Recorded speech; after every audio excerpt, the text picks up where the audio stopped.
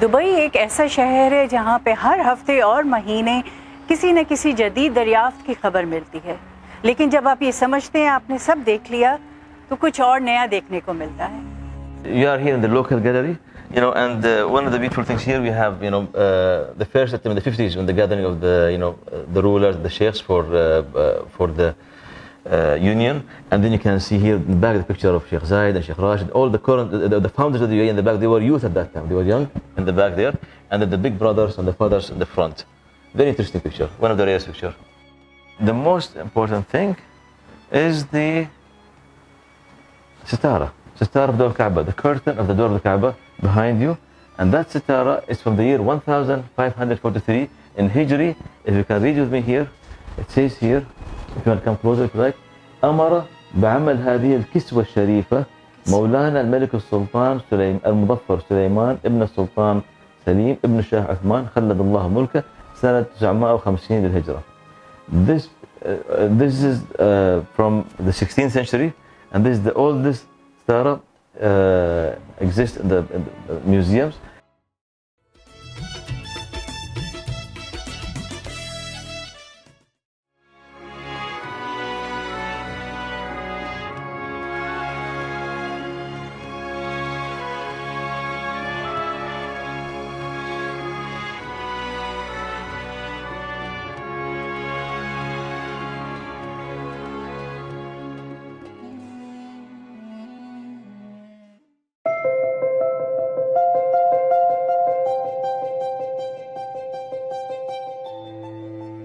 Thank you, Mr. Ahmed, for giving us time and the opportunity to be here. Can you just tell us a bit of the background of the entire museum, a bit of a history of it? This museum, as you know, is called the Crossroads of Civilizations Museum, and literally where you are standing right now, you are between the Arabian Gulf, where we have here the water, where ships used to cross long time ago, even pre-Christ. And then you have the Dubai Creek, which is a very famous creek for trade, where they have found more artifacts through barter deals between different civilizations from east, imported from the east, re-exported to the west, and vice versa, from the west, imported from the west and re-exported to the east since 3000 BC. The artifacts were found there, according to the archaeological foundings, and we have some records for that. So this is the place was famous for trade, and through trade, it was not just trade. People were exchanging goods; they were also exchanging cultural things. So this museum reflects the true, the roots of the vision of the leadership, the roots of the cultural of inclusion, cultural of inclusiveness, cultural of openness, of welcoming different civilizations. And whatever we see right now in Dubai, United Arab Emirates, as a culture, the prevailing culture and values, it's all stemmed from the historical values. We have many items here from different places, and these items reflect, represent the different civilizations and their contribution for humanity and the earth. So this is your family. All artifacts do they belong to your family? Some the documents and certain items, some copper, some pottery, some bronze, they belong to my family. But mostly it's from my collection. So how did your interest start in all this? How did you start collecting? How did you think of the museum actually? I come actually from the Dera side. We have my grandfather's house was the other side there. It's the old historical house. And my fantasy and my love and the passion for history started from that house. And then graduate as a childhood. So to go to my grandmother and grandparents' house was, it's like, it's a highlight at that time to go. It's like going to a museum. So whatever we see in the TV, whatever they tell us, this is history. So I was living that. And you can have many samples here from that house. So I was very fortunate, to be exposed to the history, although I did not understand what history meant at that time. I was a child. But to see, it's a totally different life. The life was, even they used to cook at that time, until even 90s, they used to cook without ovens, on the clay and other things. They never changed their style. Yeah, very much like Pakistan. So from there, when did you start thinking of this museum? It was a dream to have a museum, but I never thought I'm going to have it. Until 2006, when I built my house and I had a basement there. So, someone from the family suggested that I make a museum there. Why don't you, instead of having items everywhere, like I used to put them for decoration, as you can see, they said, why don't you just make a museum? So I made the museum my home until 2011, Then, I had from the Dubai municipality, from the government, they came to me. They said, "Why don't you just come outside? We're going to give you one of the nicest and the biggest house we have in the Shindagh area." So, because they loved the concept, because this is a true reflection. Because for them, this represents a simple person's, as an Emirati, how we see the world, how we see the highlight of the world. So they said, "Come outside." So they gave me this house. So by 2013, I got the license for it. So and we had the grand opening January 2014. 2015, they gave me 2 more houses to make 2 more museums. So we have three licensed museums here. And we are focusing, if I may say, on history. Not because there are lots of beautiful events, beautiful place for the heritage, but here we are trying to show the positioning of Dubai and of our ancestors' history, and also we are very fortunate to have the most and the rarest documents with our manuscripts or old prints of old books from 16th to 19th century, mainly the relationship between Europe and the Middle East. All right. So, can you just tell us, before we wind up, can you just tell us a little bit about the room where we're standing in and what exactly all this represents? Here in this room, this is the local gallery. So when you come to the museum, the first thing you see the local history. You are here in the local gallery, and one of the beautiful things here we have, the first attempt in the 50s when the gathering of the, the rulers, the sheikhs for the union, and then you can see here in the back the picture of Sheikh Zain and Sheikh Rashid, all the current, the founders of the UAE in the back. They were youth at that time, they were young in the back there, and then the big brothers and the fathers in the front. Very interesting picture, one of the rarest pictures.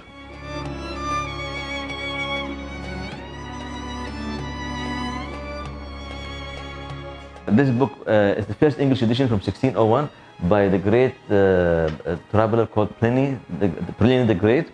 And here, the second paragraph talks here the Persian and the Arabian Gulf, if you read here, and talks about the Arabs of the region in a very beautiful way, and about the people and and their values and that.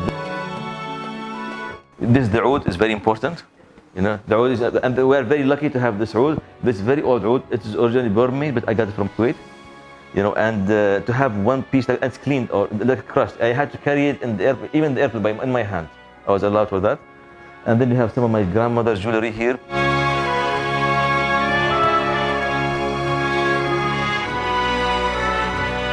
And we are very fortunate also to have all typewriters. We have acquired from one of the big collector. He has 800 rarest typewriters in the world. We acquired the top 10%. अभी जो है आपने देखा अहमद साहब ने जो है सब एक्सप्लेन किया कि कौन से आर्टिफैक्ट्स कहाँ से आए हैं, पुराने जो हैं यहाँ पे मैन्युस्क्रिप्ट्स हैं 16th सेंचुरी के, 18th सेंचुरी के, यानी कि अगर आपको जो है हिस्ट्री से शगफ है तो आप लाजिम इस जगह को विज़िट कीजिए। आपको बहुत सारा कुछ, इंडिया पाकिस्तान जब एक थे तो उसकी भी हिस्ट्री के बारे में है। ये एक हिस्सा है इस म्यूज़ियम का, आगे और भी देखेंगे। We have here the genealogy of the Prophet.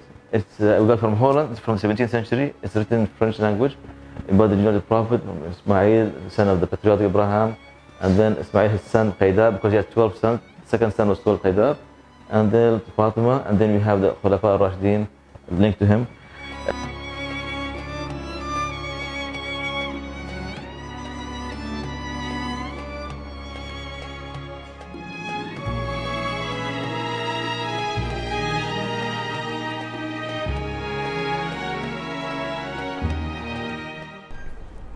दुनिया के पुराने तरीन टाइपराइटर्स में से 10% ऑफ टाइपराइटर्स इस म्यूज़ियम में हैं। छोटे से छोटे टाइपराइटर से लेके बादशाह का अलहदा और मलका का अलहदा टाइपराइटर भी आपको मिलेगा यहाँ पे।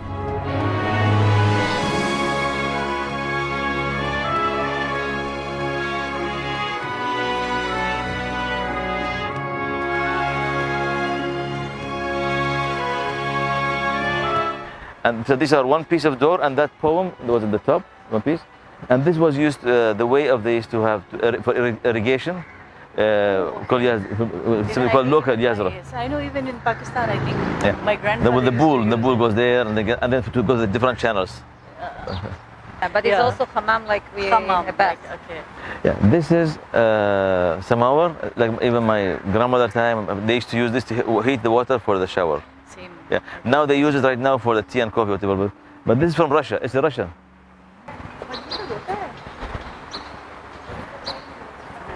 But this is something we use in the toilet. In Yeah, Pakistan, yeah. the lota. because before, yeah. before the Muslim shower came, so this is what we, even now, many Pakistanis, I think, they use it in their homes. Well, this was used until 90s for us here. I mean,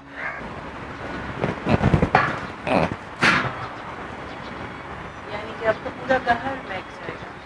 beautiful. So here's the Islamic gallery. Okay.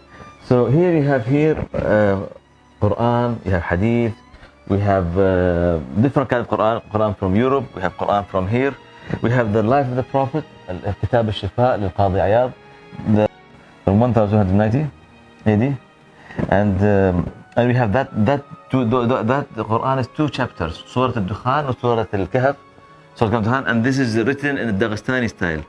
But it's written by someone from Brunei from the year 1712 AD.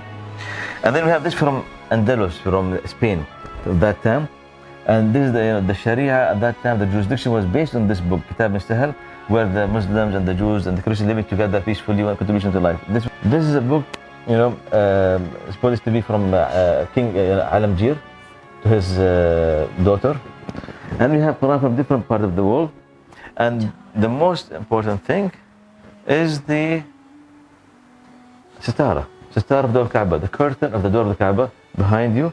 And that sitara is from the year 1543 in Hijri. If you can read with me here, it says here, if you want to come closer if you like, أمر بعمل هذه الكسوة الشريفة مولانا الملك السلطان المظفر سليمان ابن السلطان سليم ابن الشاه عثمان خلد الله ملكه سنة 950 للهجرة. This is from the 16th century, and this is the oldest sitara exists in the museums, and with the full record. And to explain to people, many people they confuse sitara, the curtain, with the carpet. They call it carpet because they don't know. That's why you put the picture of the Holy Kaaba here, the House of Abraham, Holy Kaaba here, to show the people no, this is a curtain. There's not a carpet. And Sultan Suleiman the Magnificent, they call in English. So it's not the kiswa actually. It's part of the kiswa. Part of the kiswa. Yeah, it is. Oh, the whole kiswa is. They cut it, but that time they did not cut this one because of the Hajj al-Akbar, the great Hajj there. And secondly, Sultan Suleiman, the lawmaker, was known for being he's the #1 person for art and culture at his time. So how many pieces from this artist? It's not about his royalty or his power or the sovereignty or the reign. It's about he was himself an artist.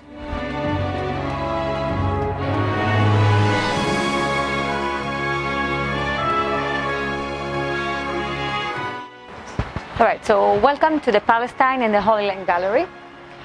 This is the section related to the Jewish culture and the Holy Land. Please follow me. The start can be this one. You see this one? So that the doors don't bang, right? No, it's actually religious. It's something religious called mezuzah. And it's have inside, it's actually related to the Passover story that is right now. So we have a bless inside.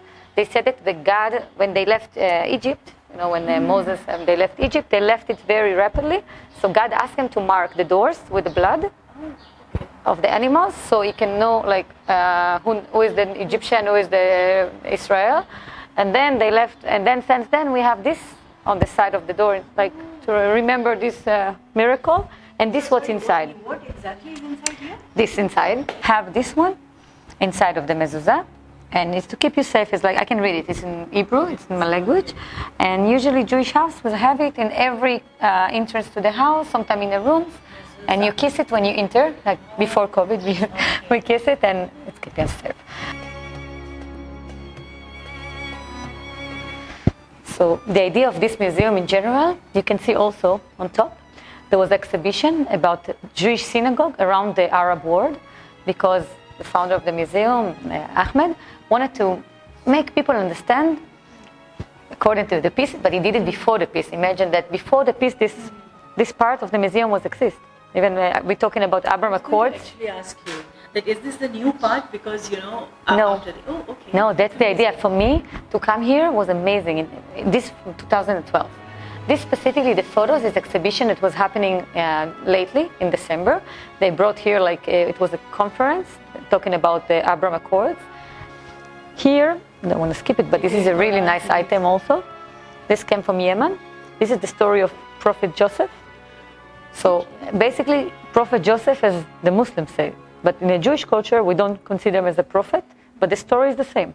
So when it's Arabic, so it means that Muslim can read it and he's recognized the story of Joseph, their Joseph, but then if Jewish can read it, he will say, no, this is the version, because there is some different. In the Bible as well. Of course, of course. So it's three religious. We have the same heroes. We all believe in one God. And this is to show the similarity also. But this one, I mean, if we had a Jewish rabbi that read it and he explained that the version here is the Jewish one. That's how we know. It's a bit different, but because I told you something in a story, like they believe he's a prophet because he was reading dreams. For us, he was just reading dreams, but not a prophet. So basically, that's, by the way, we also making debates and events about reading and comparing the Quran to the Torah, because to find many similarity about the language, about the culture, even religious, to make us connect again, not to find the difference, to find the connection between us.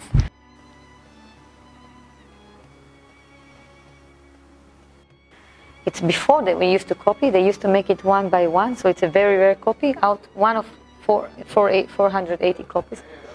This is number 121. It's called the Gold Quran.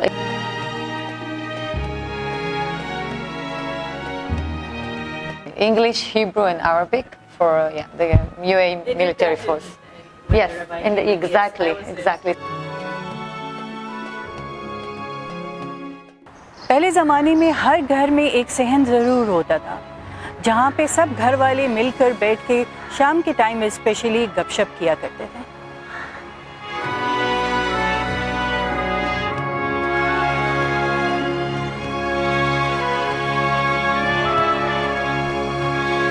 This the first time that they used the mixed media. This drawing, original, we are the only one, even in Brittany they don't have it. This is the first time that they brought people to draw, to make the mass media of, before the photography. And they say also that this war, this is a Crimean war, so in this war, first time they brought photography also for the field. But this was, the idea. This is the first mass media war. Oh my God. And this is what make Brittany Great Britain. Because of this, it's really interesting. When we have journalists, I show them this one.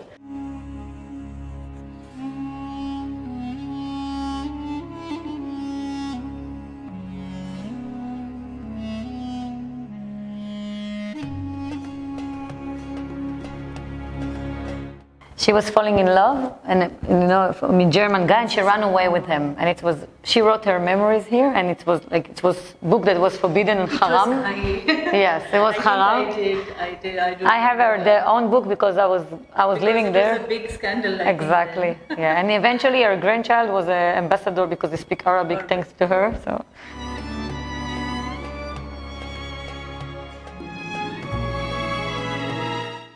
That they make calculation, like algebraic calculation, in the books here. Why? The first time they do this to calculate the camels, like how much water and food you need in order to get to a place. So the first time they took the mathematics to use it for the useful thing of the camel, and this one also is like a medical to showing you the system of the camel, also the urine and what you can make it as a medicine, and the stomach of him, the observation of the camel.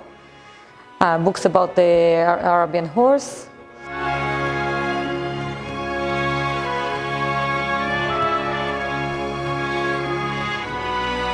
The highlight for me here is this. This is a unique cartograph, original, that when Napoleon brought his cartograph, the first time that they make, like a accurate map of the area.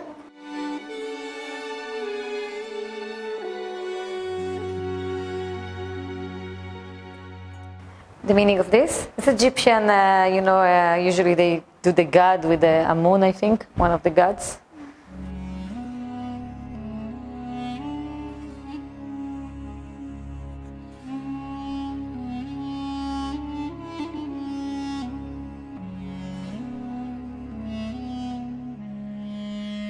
वक्त गुजरने के साथ साथ Dubai एक छोटे से शहर से आज एक बहुत बड़ा तरक्की याफ्ता शहर बन चुका है।